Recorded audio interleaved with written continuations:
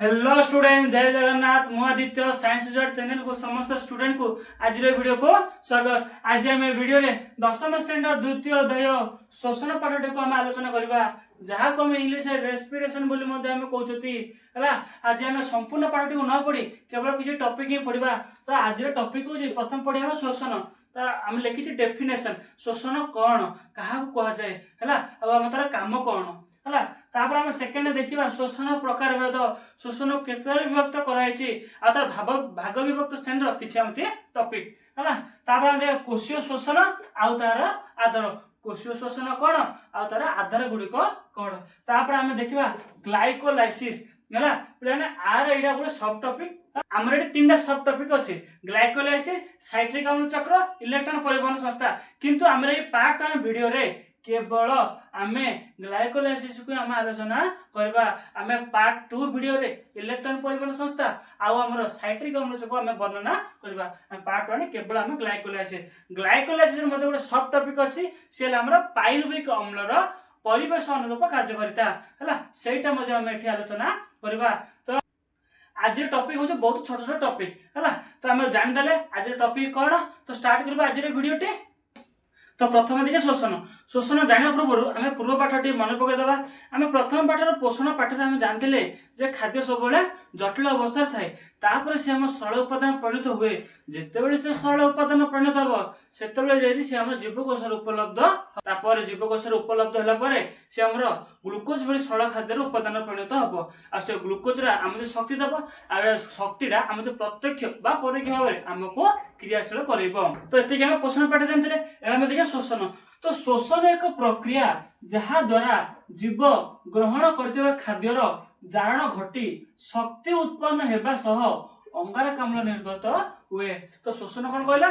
श्वसन एक प्रक्रिया जोड़ी आम जीव ग्रहण करथिबा खाद्यर जारण बा दहन घटी शक्ति उत्पन्न होबा सह हमर अंगारकाम्ल जाको आम CO2 बोली मध्ये आम कहउछती, एठी कोन हबा हमर अंगारकाम्ल मध्ये निर्गत हबो हला। तो श्वसन प्रकार भेद, श्वसन प्रकार भेद आम दुईटे विभक्त कराई।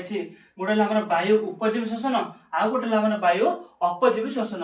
देखो वायु उपजीवी श्वसन माने कोन? जेउ श्वसन प्रक्रिया अम्लजान उपस्थिति संगठित हुए ताहाकु मु कहबी वायु उपजीवी श्वसन। आ जेउ श्वसन प्रक्रिया अम्लजान अनुपस्थिति सृष्टि हुए ताहाकु मु कहबी वायु अपजीवी श्वसन। आकु आमे सहज रे मते मन रख परिबा। तो केमिति देखो, अम्लजान उपस्थिति एडी भी उ लागिछि, एडी भी उ लागिछि। उपस्थिति रे उपजीवी, अनुपस्थिति देखो एडी भी अ लागिछि, एडी भी अ लागिछि। तो अनुपस्थिति रे अपजीवी, उपस्थिति रे उपजीवी, अनुपस्थिति रे अपजीवी। बहुत सहज हेतु लेला ना हला। आ जते बेला हमर वायु उपजीवी श्वसन हबो सेउडू हमको टिके अधिक शक्ति मिलियो। आ जते बेला हमर वायु अपजीवी श्वसन हबो सेते बेला हमको सेठो कम शक्ति मिलिबो। तो बुझिला ना पिला ना। एबे देखिबा कोशीय श्वसन। देखो कोशीय श्वसन जते श्वसन प्रक्रिया हबो खाद्यर जारण मध्ये घटियो, शक्ति मध्ये बाहरियो आ अंगारकाम्ल मध्ये बाहरिबो हला। तो ए कोशीय श्वसन पई मुख्य आधार रूपे हमर काउ 6 कार्बन युक्त ग्लूकोज अणु जार फॉर्मूला C6H12O6 को हमर विवेचना करा जाय हला। कोशीय श्वसन मुख्य आधार के हमर ग्लूकोज। जेतेबेले ग्लूकोज टा ऑक्सीजन सहित मिसिबो तार जारण जेतेबेले घटियो शक्ति मध्ये किछ बाहरिबो आ CO2 माने अंगारकाम्ल सहित जल मध्ये बाहरिबो हला। तो कोशीय श्वसन तीनटी पर्याय घटिताए। प्रथम हला हमर ग्लाइकोलिसिस, प्रथम हमर कोन ग्लाइकोलिसिस। द्वितीय रे हमर साइट्रिक अम्ल चक्र, तृतीय रे हमर इलेक्ट्रॉन परिवहन संस्था। आम ग्लाइकोलाइसिस, साइट्रिक अम्ल चक्र और इलेक्ट्रॉन परिवहन संस्था विषय रे आम पर टिके पूरा फुल डिटेल जानिबा। प्रथम हम एबे देखिदबा कोशीय श्वसन आधार कोन। देखो कोशीय श्वसन आधार एटा होछ हमर कोशर डायग्राम। ना कोशर त और बहुत किछि अछि, हमते जेति दरकार मो सेति एक हम डायग्राम रे रखिछि हला। तो कोशर हमर अछि कोश जीवक। हमर कोशर कोन अछि? कोश जीवक। ए पूरा ए सबु जाय जो खाली अंश देखा होछि, ए सबु जाय हम कोन कोश जीवक। आ कोश जीवक का द्वारा आवृत होइछि? कोश झिल्ली द्वारा। ए टोटल बाहर पोर्शन होछि हमर कोन एटा कोश झिल्ली हला। तो हमते मु तुम कहली जेति दरकार मु सेति रखिछि। ठीक हम देखिया कोश जीवक ठीक ऊपर पड़ गोटे छोटा सा प्यारा सा हमर कोन देखा होछि? ता नाला हमर माइटोकॉन्ड्रिया। ए छोटा सा प्यारा सारा ना कौन हमर माइटोकॉन्ड्रिया। तो माइटोकॉन्ड्रिया हमर बहुत किसी कार्य अछि सेति में एट बहुत कि जिंस एलाबोरेट करि होनी सेति में गोटे बड़ डायग्राम मध्ये काटि देछि। ये मध्ये होछ हम कोन से माइटोकॉन्ड्रिया हला। तो माइटोकॉन्ड्रिया हमर दीटा झिल्ली द्वारा आवृत होइछि। गोटेला बही झिल्ली आ गोटेला अंत झिल्ली। बही मानेला बाहर अंत मानेला भीतर हला। बाहर जो झिल्लीडा अछि आकु मु कहबी बही झिल्ली आ भीतर जो झिल्लीडा अछि मु त कहबी कोन अंत झिल्ली। देखो अंत माइटोकॉन्ड्रिया भीतर देखो ए गोटे रसाळ अंश को मु कहबी मैट्रिक्स।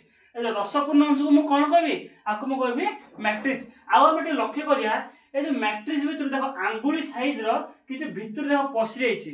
आ ए भांग को ए जो हमर भांग को मु कहबी कोन कहबी क्रिस्टी हला। हेतरे ना हमर बाहर को मु कहबी बही झिल्ली भीतर को कहबी मु अंत झिल्ली रसपूर्ण अंश को मैट्रिक्स आ जो आंगुली पड़ी जो भीतर को पसि जाइछि मु त कहबी मु क्रिस्टी।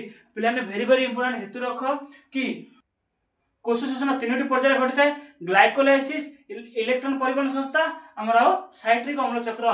देखो कोश जीवक रे हमर ग्लाइकोलाइसिस प्रक्रिया हमर संपादित हुए हला। कोश जीवर कोन हमर ग्लाइकोलाइसिस प्रक्रिया संपादित हुए। हमर मैट्रिक्स रे साइट्रिक अम्ल चक्र संपादित होइते। हमर अंतः झिल्ली रे इलेक्ट्रॉन परिवहन संस्था हमर कार्यकारी होइते। मु पुणी थोर कहि रखुची कि कोश जीवक रे ग्लाइकोलाइसिस हमर मैट्रिक्स ए जो रसपूर्ण अंश रे टोटल लेवे कोन होबा हमर साइट्रिक अम्ल चक्र। हमर अंतः झिल्ली माने जो भीतर ए पोर्शन हला ए पोर्शन हमर कोन होबो इलेक्ट्रॉन परिवहन संस्था हमर कार्यकारी हबो।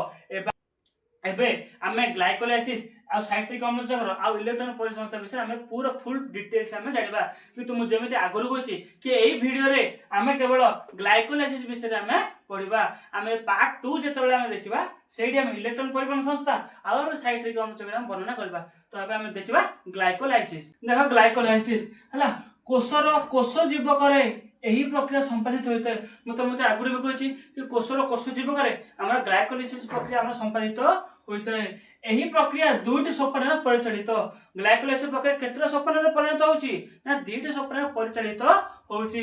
प्रथम सोपान कोन होउछि ना जेतबे 6 कार्बन युक्त गोटे ग्लूकोज अणु एटीपी ड ग्रहण करिरि हला। 6 कार्बन युक्त ग्लूकोज अणु एटीपी ड ग्रहण करिरि दुईटी 3 कार्बन युक्त शर्करा परिणत होउछि। 6 कार्बन युक्त ग्लूकोज अणु एटीपी ग्रहण करिरि दुईटी 3 कार्बन युक्त शर्करा हमर परिणत होउछि। ये थिला हमर प्रथम सोपान। तो द्वितीय सोपान कोन कहउछि ना जो भारला दीटा 3 कार्बन युक्त शर्करा से हम जैव रासायनिक क्रिया द्वारा दीटा 3 कार्बन युक्त पाइरुविक अम्ल रे हमर परिणत हुए। बुझलो प्रथम सोपान रे ग्लूकोज अणुडा एटीपी ग्रहण करिरि हमर दीटा 3 कार्बन युक्त शर्करा रे परिणत होला। आ सेकंड सोपान रे 3टा कार्बन युक्त शर्कराडा जैव रासायनिक क्रिया द्वारा दीटा 3 कार्बन युक्त पाइरुविक अम्ल रे हमर परिणत होला। आ सेकंड सोपान रे हमर एटीपी आ एनएडीएच से संश्लेषित होला। एटीपी को हमको जो शक्ति मुद्रा आ एनएडीएच को हमको जो शक्ति संपन्न विजारित सहकारक हला।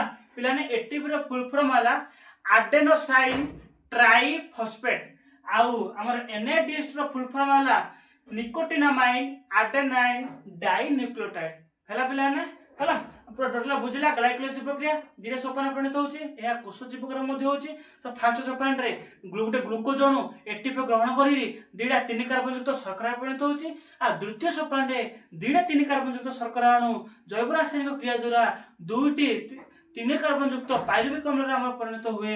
एडी हमरा एटीपी और एनएडीएच हमरा संश्लेषित हुए। एटीपी हला हमरा शक्ति मुद्रा एनएडीएच हला हमरा शक्ति संपन्न विजारित सहकारक हला। एबे हम देखिबा कोश जीवकर पाइरुविक अम्लर कार्यकारिता हला। कोश जीवकर पाइरुविक अम्लर परिवेशन रूप कार्यकारिता हम जो ग्लाइकोलाइसिस प्रक्रिया रे हम जो दीटा 3 कार्बन युक्त पाइरुविक अम्ल बाहरिछि तार विभिन्न परिवेश धरि से हमरो कार्यकारी करथाय।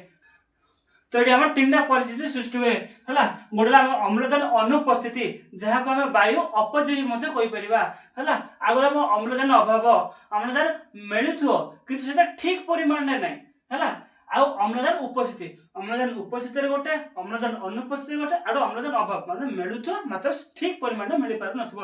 एटा हमर तीनटा परिस्थिति अनुसार हमर पाइरुविक अम्ल तीनटा हमर कार्य करे हला। 3 कार्बन युक्त पाइरुविक अम्ल ଅମ୍ଳଜାନ ଅନୁପସ୍ଥିତିରେ କାର୍ଯ୍ୟ କରେ ସିଏ ଆମତି 2 କାର୍ବନ ଯୁକ୍ତ ଇଥାନଲ ଦିଏ ହେଲା।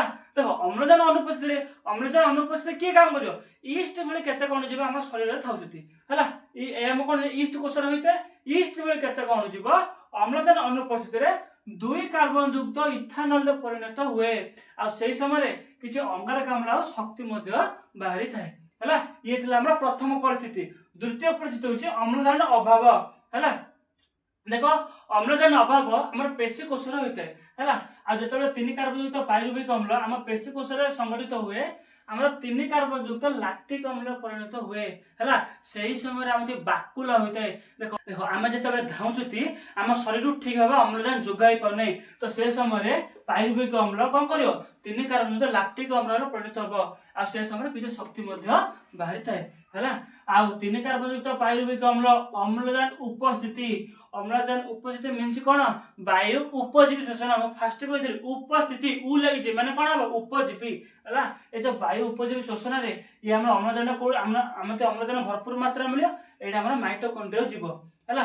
जेतेबेले हमर पाइरुविक अम्ल माइटोकॉन्ड्रिया हम संपादित हबो सेतेबेले से हमते अंगारकाम्ल सहित जल एवं शक्ति किछ जोगाई थाए हैला। तो ये थिला आज हम समस्त विषय वस्तु समस्त जीवा पूर्व मु समस्त को भी गोटे बड़ थैंक यू आपण माने समस्त वीडियो लास्ट पर्यंत देखि दिबारु हैला। आज हम पढिले शोषण प्रकार भेद कोशीय शोषण आधार ग्लाइकोलाइसिस ग्लाइकोलाइसिस प्रक्रिया रे पाइरुविक अम्ल रो परिवेशन रूप कार्यकर्ता ए समस्त विषय को जदि हम कोन से विषय डाउट रहउची ता हम तब कमेंट सेक्शन रे जानि परबो। हम नेक्स्ट वीडियो रे हम जानिबा कि इलेक्ट्रॉन परिवहन संस्था कोन आ साइट्रिक अम्ल चक्र कोन साइट्रिक अम्ल चक्र रे कोन मिसे आ कोन प्रोडक्ट बाहरे हमर इलेक्ट्रॉन परिवहन संस्था केउट हुए किपर हुए केमित हुए सब हम फुल डिटेल्स हम पार्ट 2 विषय रे जानिबा। से पर्यंत हम रहउची जय जगन्नाथ।